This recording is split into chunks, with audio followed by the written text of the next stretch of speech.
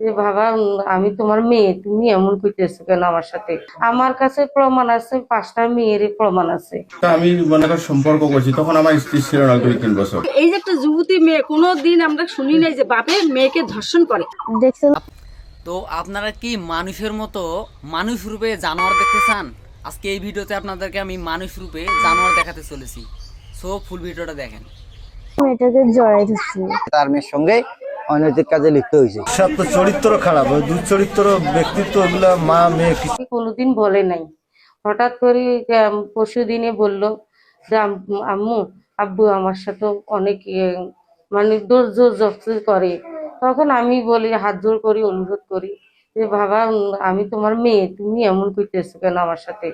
তখন ওই কথা বললে তখন ছাড়ি দিয়ে চলে যায়। প্রতিবাদ করলে তো আমাকে অনেক মারধর করে। আমি বললে আমার কথা কেউ বিশ্বাস করে না।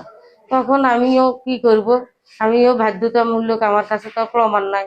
আর মেয়েরা তো আমাকে বলে, কিন্তু বললে তো ওরা আমার হাত পা ধরে, তো বলে যে আমরা এগুলা কি জানকে এগুলা যদি আপনি কিছু বলেন তাহলে সিনক্রেট হবে, সিনক্রেট হলে আমাদের মান সম্মান নিয়ে ক্ষতি হবে। তা আমরা এগুলা কিছু, আপনি এগুলা নিয়ে কিছু বলেন না, আপনি খালি একটু সাবধান করে দেন, ওগুলো বলে। তখন আমি সাবধান করতে গেলে তো তখনই আমার মারধর, এগুলো নিয়ে অনেক বলছে, আমাকে মারে খুব। আপনারা কি মানুষ রূপে মানুষের মতো দেখতেই জানোয়ার বা পশু পাখি দেখতে চান? তো আজকে আমি আপনাদেরকে এই ভিডিওতে দেখাবো যে মানুষ রূপে জানোয়ার কারা, এবং এখনকার অবস্থায় মানুষের রূপ নিয়ে হিংস্রতা এবং পশুদের মতো আচার আচরণ করে এমন মানুষ দেখাবো। মারিয়ে একটু একবার মারিয়ে মাথা ফাটাই 5-6টা সিলাই দিছি।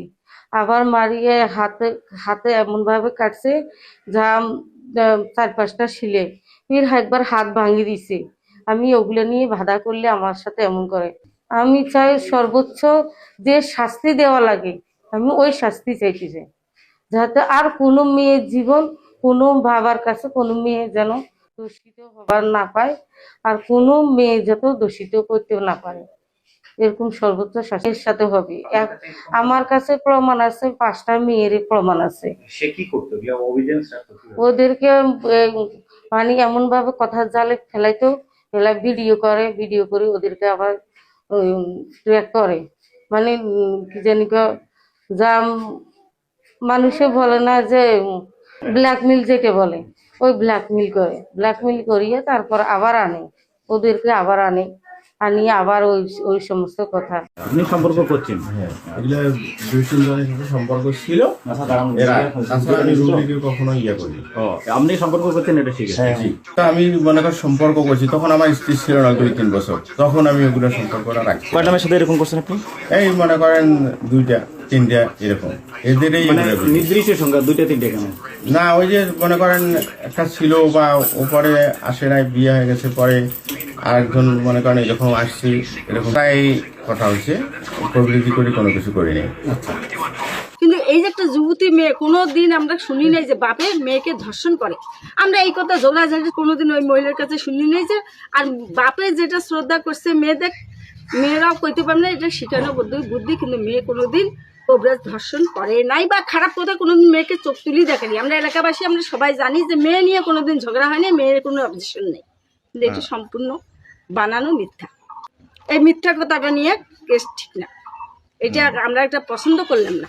এই মেয়ে, একটা যুবতী মেয়ে বিয়ে দিতে হবে, 2 দিন পরে স্বামীর বাড়ি যাবে, একটা বাপের নামে বদনাম ছড়াইছে, মা হয়া মায়ের নিজের জীবন, মেয়ের জীবন নষ্ট করছে, এটা ঠিক না। কখনো কখনো বাবা ওই যে পান আনতে পাঠাই দেয়, তখন পানে নিয়ে দেখি অন্য মেয়েদের সাথে ওরকম করে। না, ওই কবিরাজি ঘরের মধ্যে কমন হয়ে দাঁড়িয়েছে। কিন্তু আজকের যেটা আমরা দেখতে পাচ্ছি, এটা এমনভাবে মানে ভিন্নতা এবং আনকমন, যেটা মেনে নেওয়ার মতো কথা না। আসলে ভাই কিভাবে এদের রুচিটা এতটা নিচে নামছে যে সাধারণত নিজের রক্তের সম্পর্কের তার আপন মেয়ের সঙ্গে একটা বাবা হয়ে কিভাবে সম্ভব নিজের মেয়ের সঙ্গে অনৈতিকভাবে যৌন কাজ করে এরা কি আদৌ মানুষ ছিল, না এখনও মানুষ আছে, না জানোয়ার রূপে পরিণত হয়েছে, সেটা আপনাদের কাছ থেকেই বলতে পারবো। আরও এদের কুকর্ম কাণ্ডগুলো দেখতে ফুল ভিডিওটা আরও দেখেন, তারপর বুঝতে পারবেন যে এরা কতটা নিচে নামছে, লেভেল কতটা দূরে? দেখছিলাম যে মেয়েটাকে জড়াই ধরছিল, এই 2-3 দিন দেখছি। আমার মাকে আমি ঝগড়া লাগবে দেখে এগুলো কথা বলতাম না। আমার বোনের কাছে মোবাইলটা ঠিক করতে দিছিল, বলছিল যে এটা একটু দেখো তো এটা কেন এরকম করে। তখন ওখানে ঠিক করতে করতে ওই এগুলা ভিডিও চলে আসে, তখন ওগুলো আমার মা দেখে, তখন আমার মা ওগুলো ভিডিও নিয়ে নেয়। তখন ওই ভিডিওগুলো নেওয়ার কারণে তখন থেকে আমার মায়ের আমার বাবার উপরে সন্দেহ জাগি যায়। তারপরে ওই সন্দেহ জাগি যাওয়ার কারণে ওই বাবা যখনই কিছু কথা বলতো তখন ওই চুপ করিয়া ওগুলো শুনিয়া ওগুলো রেকর্ড করে নিয়ে ওগুলো দেখতো, ওগুলো দেখিয়া তারপরে ওগুলো মারামারি হয়েছিল। না, আমি এটা সত্যি বলতেছি, যেটা সত্য আমি সেটাই বলতেছি। আমি ঘুমাইছিলাম, আমি তো অত কিছু জানি না।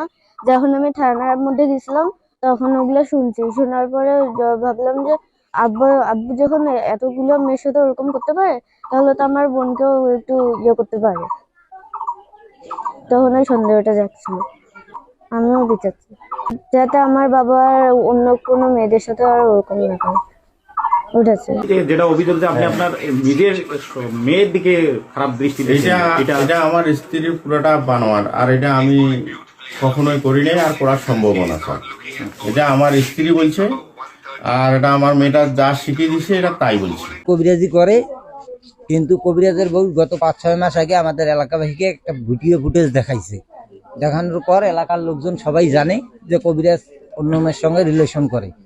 এই এতটুকু আমরা জানি, অন্য মেয়ের সঙ্গে ওই খারাপ আচরণ করছে, তো আমরা এই বিষয়ে কিছু জানি না যে তার মেয়ের সঙ্গে অনৈতিক কাজে লিপ্ত হয়েছে।